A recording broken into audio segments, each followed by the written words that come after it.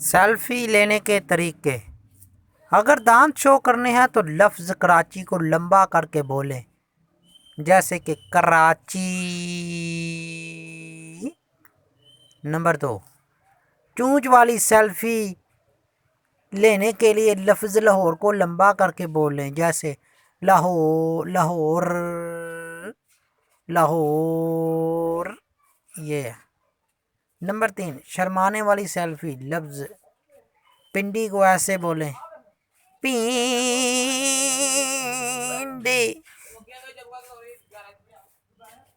अगर खूबसूरत सेल्फी बनाना चाहते हैं तो मुस्कुराकर पिशावर को इस तरह बोलें, पिशावर।